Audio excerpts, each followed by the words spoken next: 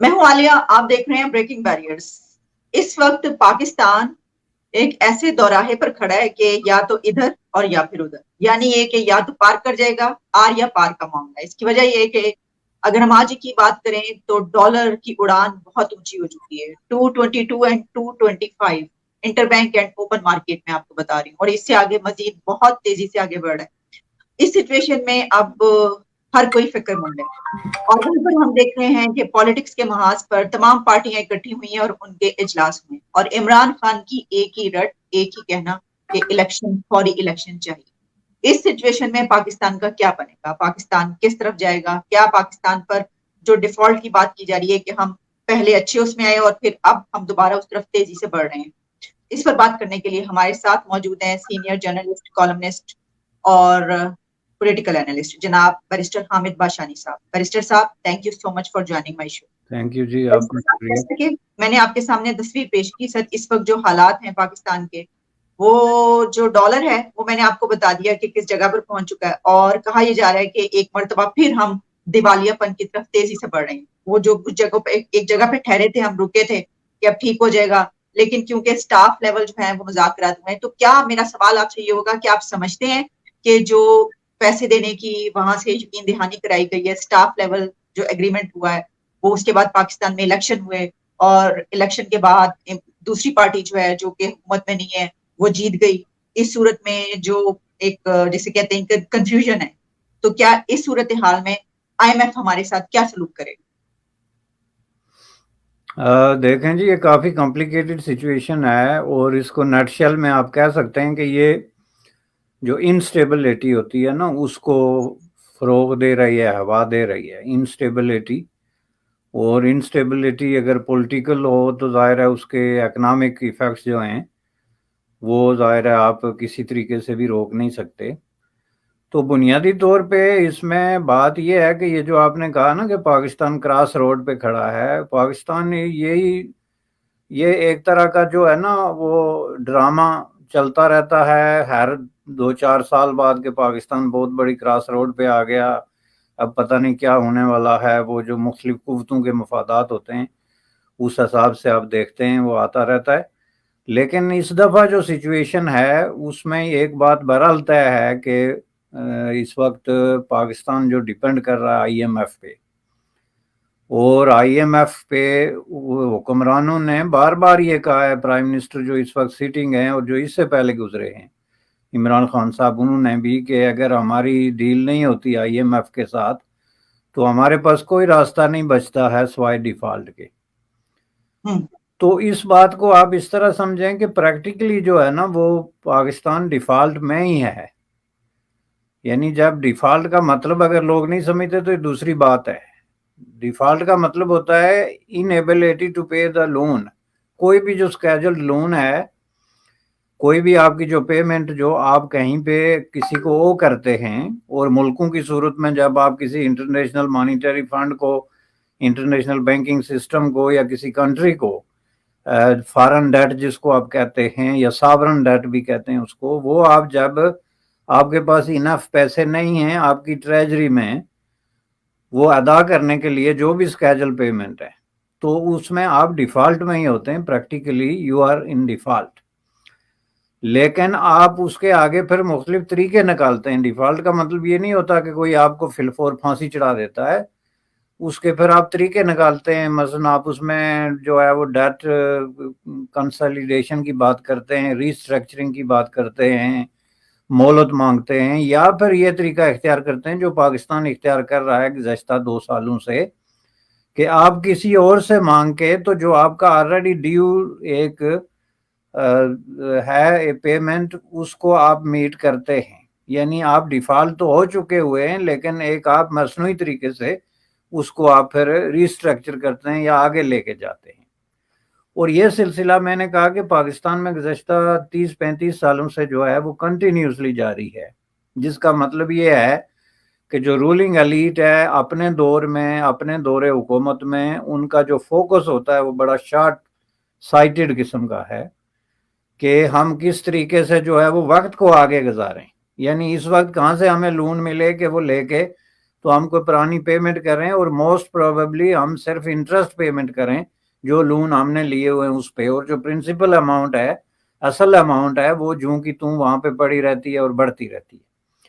تو اس حساب سے یہ کراس روڈ جو ہے نا پاکستان گزشتہ 30 سال سے آ رہی ہے اور جا رہی ہے، لیکن اس میں یہ تھا کہ جو پاکستان کی فارن پالیسی تھی وہ کچھ اس طریقے سے چلتی تھی کہ اس کو کہیں نہ کہیں سے پیسے ملتے تھے، اور اس کی وجہ یہ تھی کہ پاکستان کی جو فارن پالیسی پرو امریکن پالیسی تھی، امریکہ کے ساتھ اس کے ملیٹری جو ہے الائنسز تھے، ملیٹری پارٹنرشپ تھی، دنیا کے کسی خطے میں کوئی امریکی جنگ ہو رہی ہو اس میں پاکستان جو ہے اپنا رول پلے کرنے کے لیے تیار تھا۔ اور ریسنٹ ایئرز میں لاسٹ فار 20-30 ایئرز جب سوویت یونین کی 1979 میں افغانستان میں آمد کے بعد تو پاکستان کا ایک پرماننٹ کھاتا کھل گیا تھا کہ جی ہم بڑی اسٹریٹجکلی امپارٹنٹ لوکیشن پہ واقع ہیں،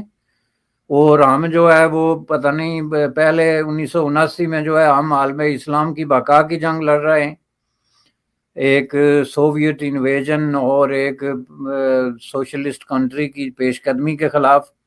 پھر اس کے بعد جو ہے وہ ہم پتہ نہیں ٹیررزم کے خلاف جو ہے وہ انٹرنیشنل امریکی لیڈرشپ میں جو ہے اینٹائی وار کا بہت بڑا حصہ ہے، اس لیے ہمیں پیسے دو،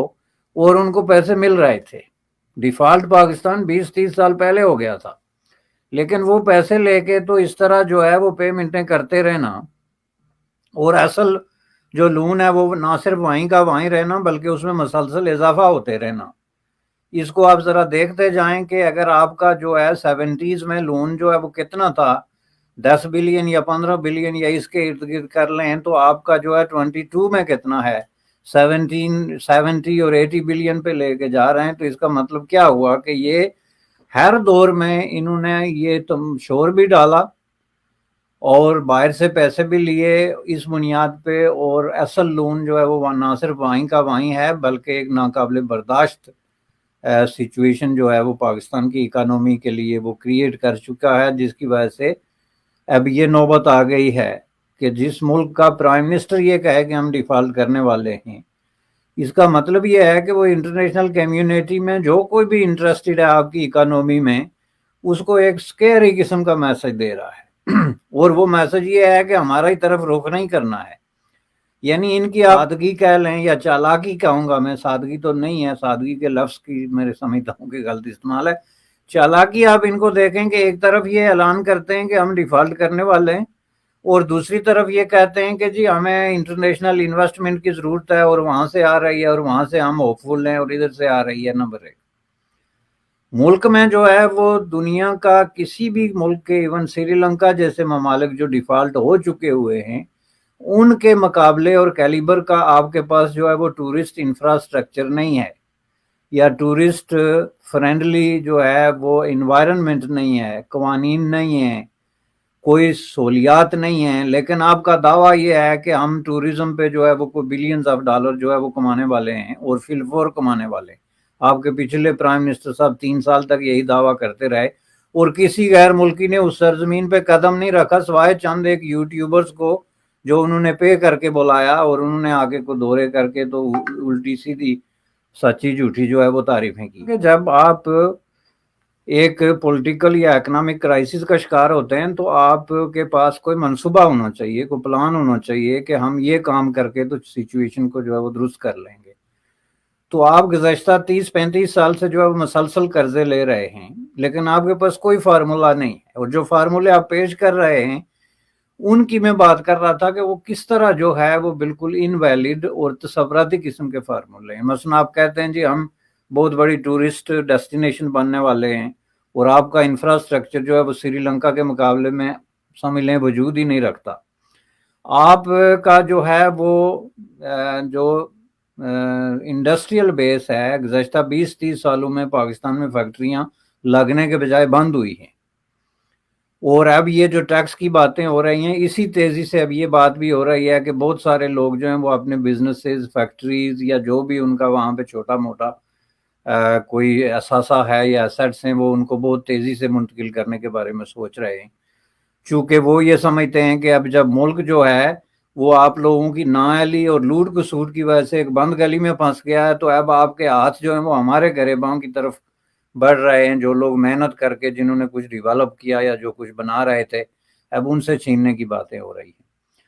تو اس میں بات یہ ہے کہ آپ کے پاس جو ہے وہ جب کوئی سورس آف انکم آپ شو ہی نہیں کر سکتے، خواہ وہ ٹوریزم ہے، انڈسٹریلائزیشن ہے، ایکسپورٹ ہے، کوئی بھی ایک بھی مد میں، تو پھر آپ یہ کیسے کہتے ہیں کہ ہم مسلسل جو ہے وہ 10-10 20-20 بلین ڈالر اپنے دورے حکومت میں لیتے رہیں گے اور جو پرنسپل کے بجائے انٹرسٹ پے کرتے رہیں گے، لیکن پاکستان کے حالات بدلیں گے؟ جو آپ کو پتا ہے جب آئی ایم ایف کے ساتھ ان کے مذاکرات چل رہے تھے تو اس وقت یہی تھا، وہ نہیں مان رہے تھے، اس کی وجہ وہ یہ کہہ رہے تھے کہ سسٹینیبلٹی نہیں ہے آپ کی حکومت میں، ہمیں پتہ نہیں کب کیا ہو جائے۔ اچھا، اب جیسے ہی عمران خان کا یہ الیکشن ہوا اور عمران خان جیتے تو اس کے بعد ایک تو سب سے پہلے کہ اسٹاک مارکیٹ کریش کر گئی، اور پھر اب یہ کہ کیا وہ ہمیں جو ان سے ہوئے ہیں مذاکرات سٹاف لیول وہ کریں گے اب اس کو پورا، کیونکہ ایک مرتبہ پھر ان کو یہ فکر پڑ گئی ہے کہ یہ تو پھر ان کی پولیٹیکل ٹرمائل شروع ہو گیا، یہ تو پھر وہی سب، کیونکہ وہ تو عمران خان یہ کہہ رہے ہیں کہ الیکشن، اور انہوں نے کہہ دیا ہے کہ الیکشن نہیں، نو الیکشن۔ تو اس کو آپ کیسے دیکھ رہے ہیں کہ یہ تو واقعی ایک ریالٹی نظر آ رہی ہے نا، ایک ایکچوئل تھریٹ ہے کہ اس طرح ہو سکتا ہے؟ تو اگر وہ نہیں ہوتا تو اگر آج 225 پہ ہے ڈالر تو یہ اگلے چند دن کے بعد تو یہ 250 اور 300 تک پہنچ جائے گا۔ نہیں، یہ صرف آئی ایم ایف کا کنسرن نہیں ہے جی، یہ حقیقت ہے۔ آپ یہ دیکھیں کہ الیکشن ہونا کوئی اس طرح کا واقعہ نہیں ہوتا کہ اس سے انسٹیبلٹی کریٹ ہو، لیکن جس طریقے سے یہاں پہ الیکشن ہوئے ہیں اور جو اس کے نتائج آئے ہیں،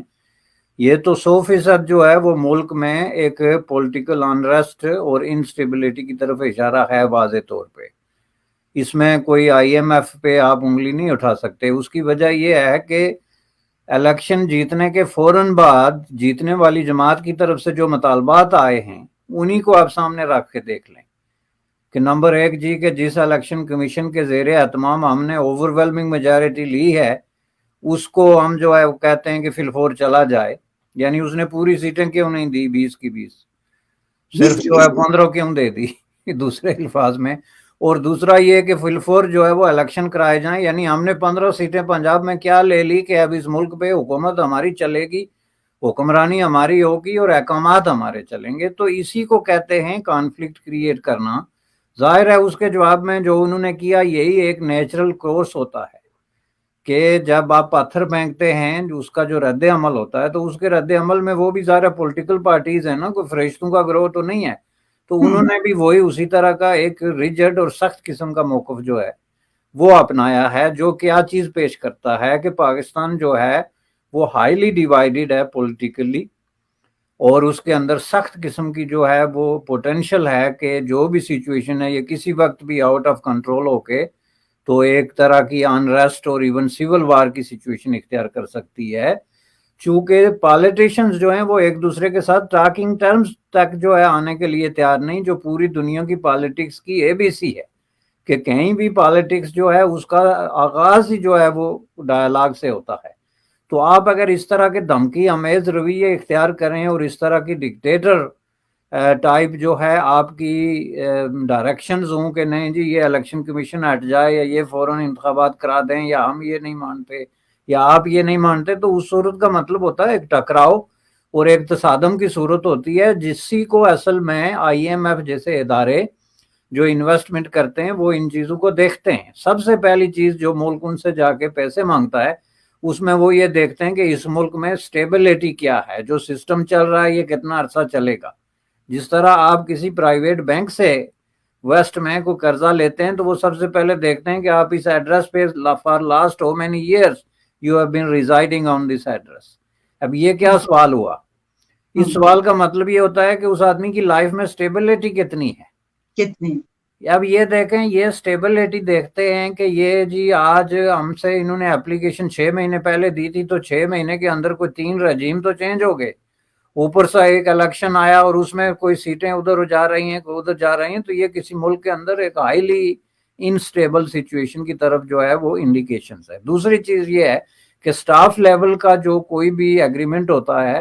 وہ لازمی طور پہ ضروری نہیں کہ آئی ایم ایف نے آپ کو قرض دے دیا، چونکہ آئی ایم ایف کی جو پالیسی میکنگ کا چیپٹر ہوتا ہے یا حصہ ہوتا ہے اس کو آئی ایم ایف کا بورڈ آف ڈائریکٹرز دیکھتا ہے، اور وہی جگہ ہے جہاں پہ وہ پولیٹیکل کنسرن کو ایڈریس کرتے ہیں۔ سٹاف لیول پہ تو وہ آپ کا انٹرسٹ ریٹ کیا ہوگا، پالیسیاں کیا بنائیں گے، قیمتیں کتنی بڑھائیں گے، سبسڈیز کتنی ختم کریں گے، اس طرح کی نیٹی گریٹی ڈسکس ہوتی ہے۔ لیکن بورڈ آف ڈائریکٹرز کی لیول پہ ملکوں اور کاموں کا انٹرسٹ ڈسکس ہوتا ہے، اور یہ کوئی ڈاکی چھپی بات نہیں ہے کہ آئی ایم ایف کوئی انڈیپینڈنٹ بینک نہیں ہے۔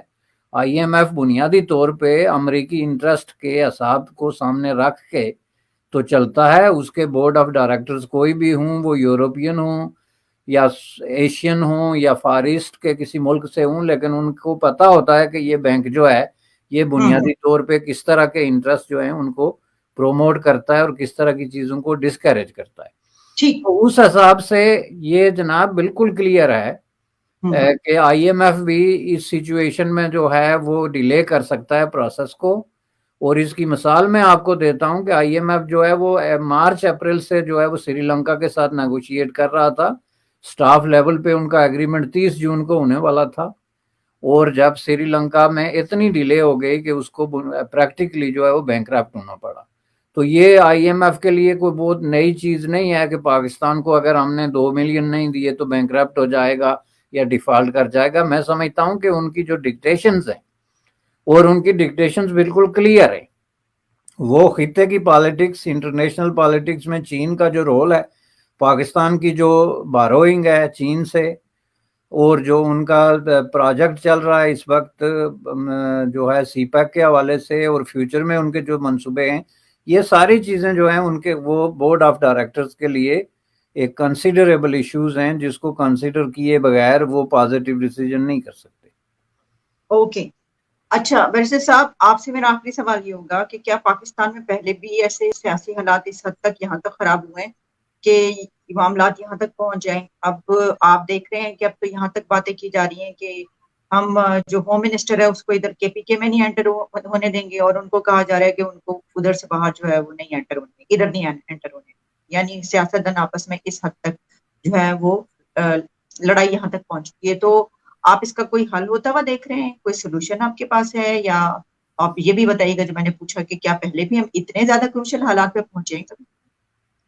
دیکھیں جی، پہلے اس طرح کے کروشل حالات ڈالر کے حوالے سے پاکستان کی ہسٹری میں سب سے زیادہ ڈالر جو